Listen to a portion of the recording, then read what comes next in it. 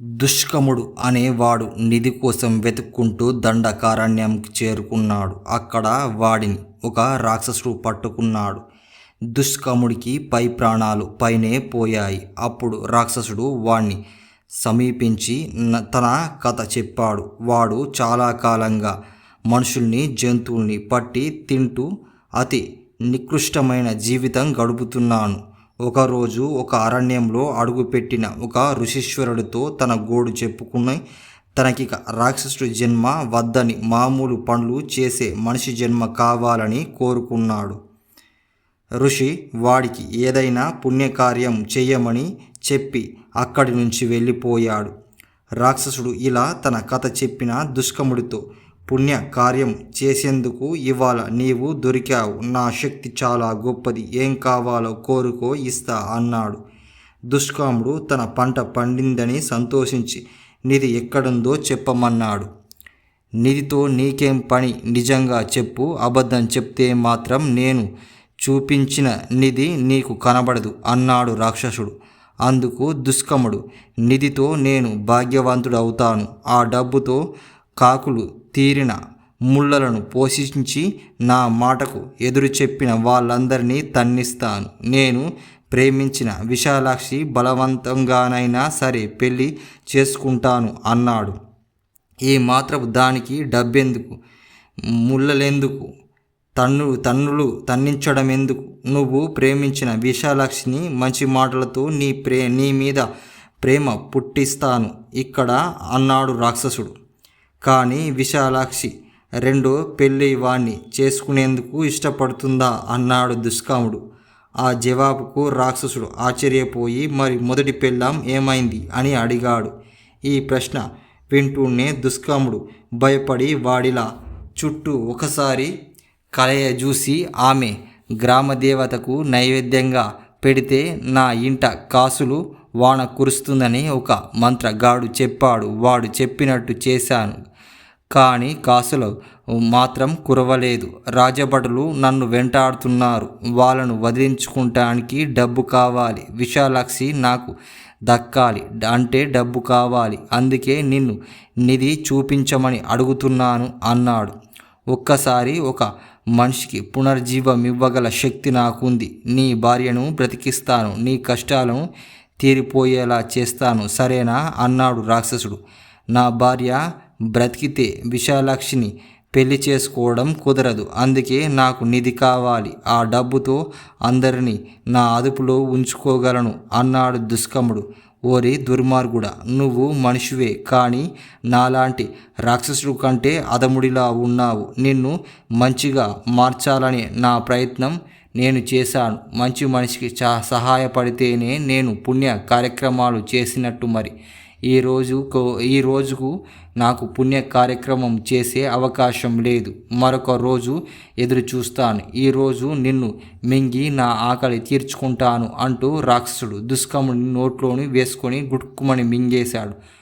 మరుక్షణం ఆ ఋషీశ్వరుడు రాక్షసుడు ముందు ప్రత్యక్షమై, దుష్కముడు వంటి నీచులను మింగిన ఒక మంచి కార్యక్రమం చేశావు. ఆ విధంగా ఇటీవల కాలంలో నీకు తెలియకుండానే నీవెన్నో పుణ్య కార్యక్రమాలు చేశావు. కానీ ఈరోజు నువ్వు చేసిన పుణ్య కార్యక్రమం అన్నిటికంటే గొప్పది. ఇక నీకు రాక్షస జన్మ నుంచి విముక్తి లభిస్తుంది. త్వరలోనే నువ్వు మంచి మనిషిగా జన్మించగలవు. ధన్యుడవి అని చెప్పి ఆశీర్వదించి అంతర్ధానమయ్యాడు. సీతాపురానికి రమణయ్య అనే గ్రామాధికారి. ఒక సంవత్సరానికి వానలు లేక ఆ ఊరిలో కరువు వచ్చింది. ఆ ఊరిలో నీటి కరువు మళ్ళీ రాకూడదని ఆలోచించి ఆ ఊళ్ళో ఒక పెద్ద చెరువు తవ్వించాలనుకున్నాడు. రమణయ్య ఉమ్మడి నేలలో చెరువు తవ్వాలని నిర్ణయం జరిగాక, అందుకు రాజుగారి అనుమతి, నిధులు లభించాక పని తొందరగా జరగాలని పెద్ద మొత్తంలో 200 మంది పనివాళ్లను నియమించడం జరిగింది. చెరువు పని ప్రారంభమైంది. కానీ చురుగ్గా సాగడం లేదు. కొందరు పనివాళ్ళు వేళకు వచ్చేవాళ్ళు కాదు. కొందరు ఏదో పని ఉందని బయటకు వెళ్ళేవారు.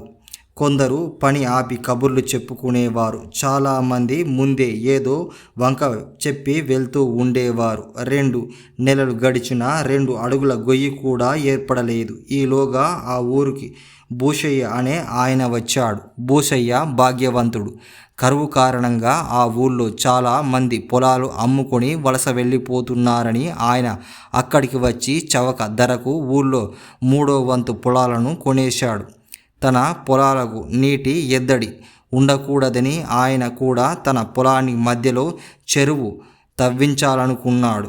పరిమాణంలో అది గ్రామాధికారి తవ్విస్తున్న దానికంటే 2 పెద్దది. దానికాయన 100 మంది పనివాళ్లను మాత్రమే తీసుకున్నాడు. వాళ్ళు నెల రోజుల్లో గ్రామాధికారి చెరువు కంటే 3 రెట్లు లోతుగా నేలను తవ్వారు. ఇది రమణయ్యకు చెప్పలేని ఆశ్చర్యం కలిగింది. ఈ తేడా ఎక్కడొచ్చింది అని రమణయ్య ఆరా తీయించాడు. పనివాళ్ళు భూషయ్య కంటే రోజుకు తానిస్తున్న జీతమే ఎక్కువ. అయితే భూషయ్య పనివాళ్ళు వేళకు వచ్చి పనిచేసి వెళ్తూ ఉండేవారు. మధ్యలో కబుర్లు కోరరు. రోజంతా శ్రద్ధగా పనిచేస్తారు భూషయ్య పనివాళ్ళు అని రమణయ్య తెలుసుకున్నాడు. పనివాళ్ళ అదుపు చెయ్యాలని రమణయ్య తవ్వుతున్న చెరువు చుట్టూ కంచె కట్టించాడు. అందుకు 2 వారాలు పట్టింది. ఆ కంచెకు ఒక మూలన తలుపు పెట్టాడు. అక్కడ కాపలావాణ్ణి ఉంచాడు. పనికి ఆలస్యంగా వచ్చిన వారికి లోపలికి రానియకూడదని నియమం పెట్టుకున్నాడు. సరిగ్గా పని చేయని వారికి జీతం లేదన్నాడు. పని మధ్యలో కానీ పని ముగిసే వేళ ముందు కానీ ఎవరు బయటకు పోరాదని నియమం విధించాడు.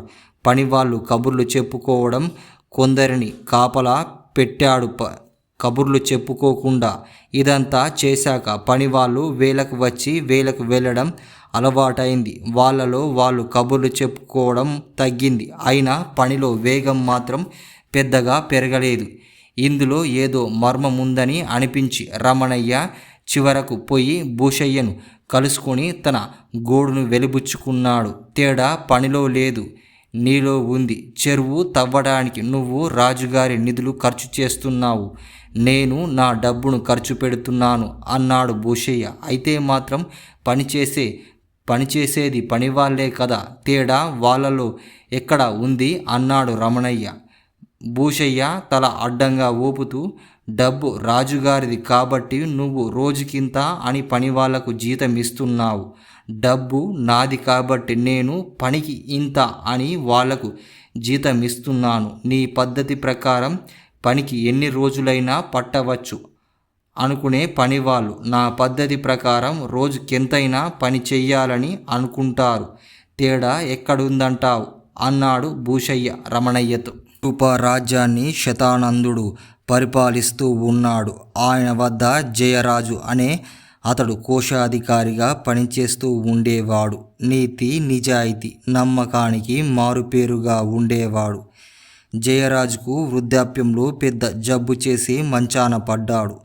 శాంతానందుడు అతన్ని చూడబోగా, ప్రభు, నేనిక ఎంతో కాలం బతకను, మరొక కొత్త కోశాధికారిని ఎన్నుకోవాలి అన్నాడు జయరాజు. నీ కుటుంబం దేశసేవకు అంకితమైంది నాకు తెలుసు. నీ తర్వాత ఈ పదవి నీ కుమారుడికి ఇవ్వదలిచాను అన్నాడు శతానందుడు. దీనికి జయరాజు కలవరపడుతూ, ప్రభు, నా కుమారుడు నమ్మకస్తుడే, కానీ కోశాధికారి నిర్వహించగల సమర్థత వాడికి లేదు. అయితే సమర్థత, నీతి నిజాయితీకి మారుపేరైన నమ్మకస్తుడు ఉండాలనే ఒక యువకుడు నాకు తెలుసు. వాడు మువ్వగోపాలపురంలో ఉంటున్నాడు. పేరు మువ్వగోపన్న. చాలా కాలంగా వాడిని తమకు పరిచయం చెయ్యాలనుకుంటున్నాను. వాడికి నాకు దూరపు బంధువు అవుతాడు. వాడు మంచి రోజు చూసి వాడికి కబురు పంపిస్తాను అని చెప్పాడు. శతానందుడు సరే అని వెళ్ళిపోయాడు. కానీ తర్వాత ఒకరోజుకే జయరాజు హఠాత్తుగా కన్నుమూశాడు. రాజు ఎంతో బాధపడి మువ్వగోపన్న వివరాల గురించి జయరాజు ఇంట్లో అడిగితే వారికెవరికి ఏమీ చెప్పలేకపోయారు. అప్పుడు ఆయన భటులను మువ్వగోపాలపురం పంపి అక్కడ మువ్వగోపన్న అన్న పేరుగల వారిని గురించి వెతకండి అని చెప్పాడు. భటులు మువ్వగోపాలపురం వెళ్ళారు. అక్కడ ముగ్గురు మువ్వ గోపన్న అన్న పేరుగల వ్యక్తులు ఉన్నారు. అందరూ యువకులు, సమర్థులే అని పేరు తెచ్చుకున్నవారు. ఆ ముగ్గురు కూడా ఒకరికొకరు మరణించిన కోశాధికారి జయరాజుకు ఏదో విధంగా బంధుత్వం ఉన్నవారి. ముగ్గురిలో జయరాజు చెప్పిన మువ్వ గోపన్న ఎవరో తెలియక రాజు ఇబ్బంది పడ్డాడు. చివరికాయన విషయం మంత్రికి చెబితే మంత్రి బాగా ఆలోచించి మనం మారువేషాల్లో మువ్వగోపాలపురం వెళ్ళి ఆ ముగ్గురిని గురించి స్వయంగా ఆరా తీద్దాం, ఏదో ఒక ఆధారం దొరకకపోదు అన్నాడు. రాజు మంత్రి మారువేషాల్లో మువ్వగోపాలపురం వెళ్ళారు. ముగ్గురు మువ్వగోపన్నల గురించి వివరాలు అడిగారు. తెలిసిన వారంతా ఆ ముగ్గురు గురించి ఒకేలా చెప్పారు. అప్పుడు మంత్రి, ప్రభు, ఇలాంటి విషయం అయినా వాళ్ళకంటే ఇతరుల మనుషులకే బాగా తెలిసి ఉంటుంది, మనం వేరే వాళ్ళను వెతుకుదాం అన్నాడు. ఆ సమయంలో వారికి ధర్మయ్య అనే పేదవాడు కనిపించాడు. వాడికి డబ్బే కాదు, తెలివి, వ్యవహార దక్షత కూడా లేవు. రోజులు గడవటానికి వాడు నలుగురికి సహాయం తీసుకుంటూ ఉండేవాడు. ఊళ్ళో దానగుణం ఉన్నవారి గురించి వాడికి బాగా తెలుసు. మంత్రి ధర్మయ్యను ఊళ్ళో వాళ్ళ గురించి 4-5 ప్రశ్నలు అడిగి చూసిన తర్వాత వాడితో, ఒరేయ్, నీ పంట పండింది. ఈ ఊళ్ళో ముగ్గురు మువ్వ గోపన్నాలున్నారని విన్నాం. నువ్వు ఒక్కొక్కరి దగ్గరికి వెళ్ళి వాళ్ళకు రాజకొలువు లభిస్తుందని జోస్యం చెప్పు. వాళ్ళిచ్చే ప్రతిఫలం తీసుకుని సుఖంగా జీవించు అన్నాడు.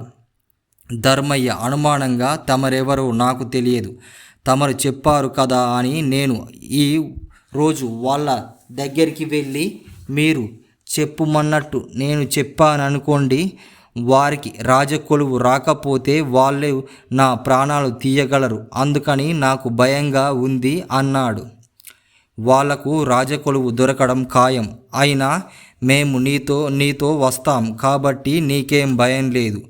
నువ్వు కూడా జోస్యం చెప్పాక ప్రతిఫలం అడగకు, కానీ దాని జోస్యం నిజమయ్యాకనే తీసుకుంటా అని చెప్పు. అప్పుడే గొడవ ఉండదు అన్నాడు మంత్రి.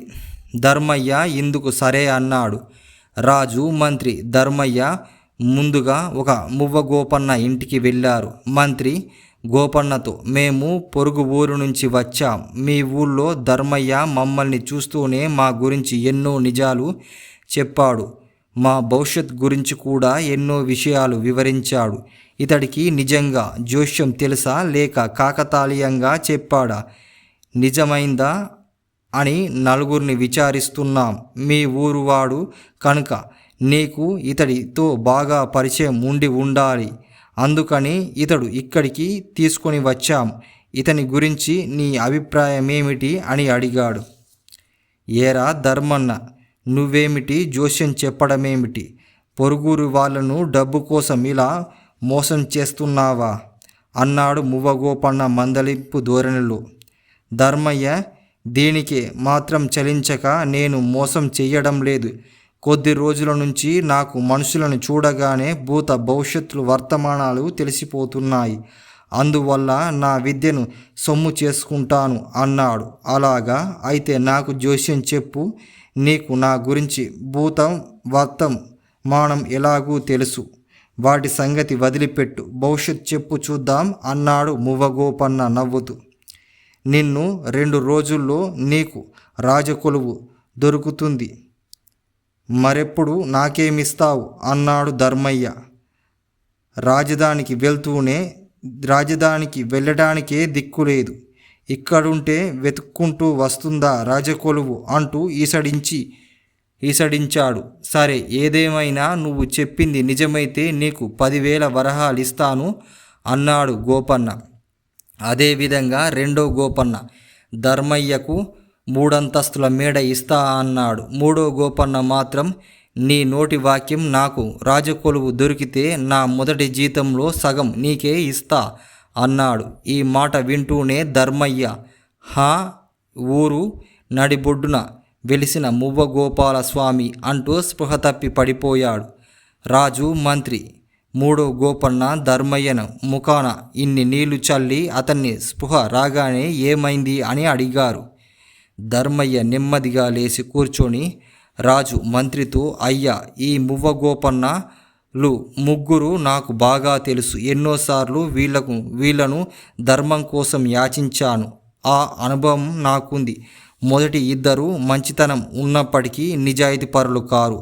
ఆలోచించకుండా వాగ్దానం చేస్తారు తప్ప వాటిని నిలబెట్టుకోవాలనుకోరు. 10,000 వరహాలిస్తానన్నాయన 1 వరహా ఇస్తే విశేషం. 3 అంతస్తుల మేడ ఇస్తానన్నాయన 1 ఇటుక ఇస్తే సరిపెట్టుకోమంటాడు. ఈ మూడో గోపన్న మాత్రం నిజాయితీకి మారుపేరు. ఈ ఊళ్ళో పుట్టి పెరిగిన వాణ్ణి కనుక నా మాట నమ్మండి. ఈయన ఆలోచించి మరీ వాగ్దానం చేస్తాడు. చేసిన వాగ్దానం నిలబెట్టుకుంటాడు. రాజు కొలువులో నెల జీతం సగం అంటే నా బతుకు చాలా మొత్తం. 1-2 సంవత్సరాల పాటు ఇంత కలో గంజో దొరుకుతుంది. అంత అదృష్టం నాకు పట్టబోతుందన్న సంతోషంతో స్పృహ తప్పాను అంతే అన్నాడు. అప్పుడు మంత్రి మువ్వగోపన్నకు ధర్మయ్యకు ఎవరో చెప్పి రాజుతో, ప్రభు, మామూలుగా అడిగితే ధర్మయ్య మనకి వివరాలు చెప్పేవాడు కాదు. ఇలా చెప్పే పరిస్థితి కల్పించడానికే ఈ జోష్యం నాటకం ఆడాం. ఈ మూడో గోపన్న మనకు కావలసిన వాడు, వేరే చెప్పనవసరం లేదు కదా అన్నాడు. రాజు మూడో గోపన్నను కోశాధికారి పదవి ఇచ్చాడు. ధర్మయ్యను తగు విధంగా ఆదుకున్నాడు. మిగతా గోపన్నలకు కొలువులు వాళ్ళ తగిన స్థాయికి తగ్గట్టుగా ఉద్యోగాలు కల్పించాడు. ఈ జరిగిన సంగతి విరూప దేశంలో బాగా ప్రచారం జరిగింది. అప్పటి నుంచి ఆ దేశంలో పదవులు కావాలన్న వారు నిజాయితీపరులుగా ఉంటూ సాధ్యమైనంత వరకే వాగ్దానాలు చేయడం ప్రారంభించారు. దొండపాడు గ్రామంలో ఉండే సీతయ్య తనలాంటి వాడితోనైనా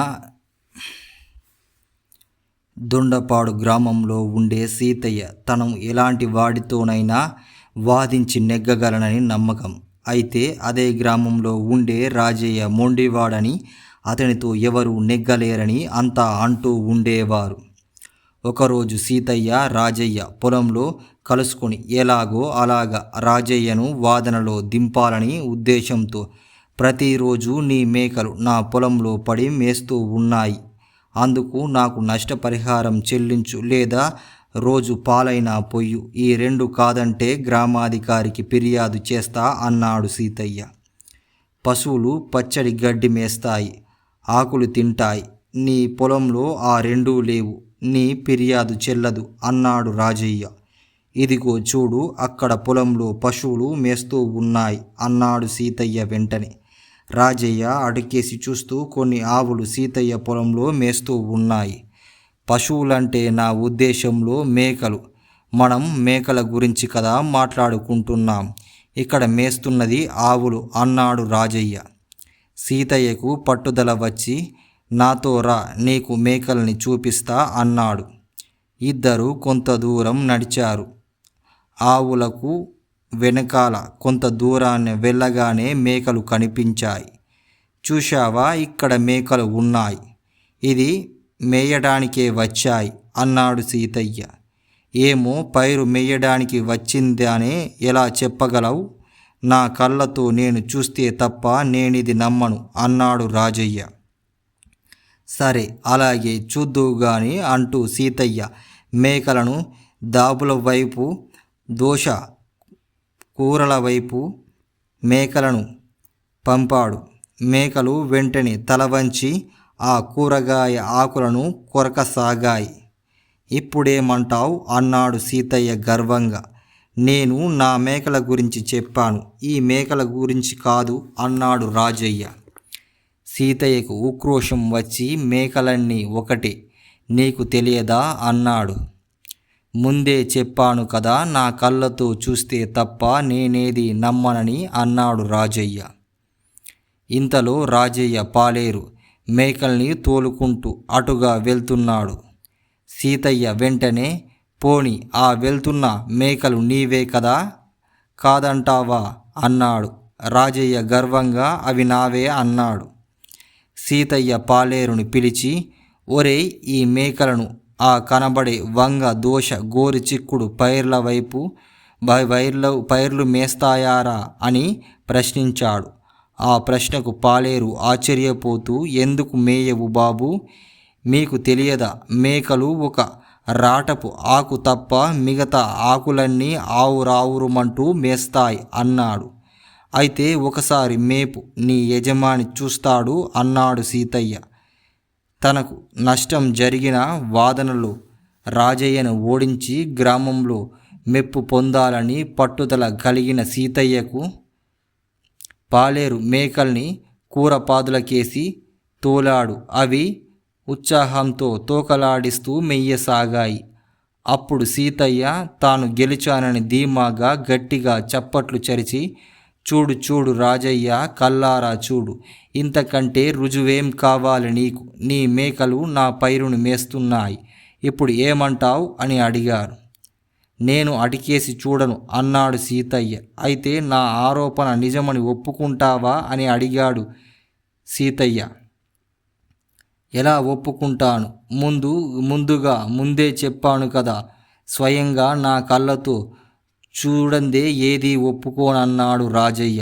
ఆ జవాబుతో రాజయ్యది మొండితనం కాదని, అసలైన తెలివి అని అప్పటికి అర్థమైంది సీతయ్యకు. తన ఓటమిని గ్రహించాడు.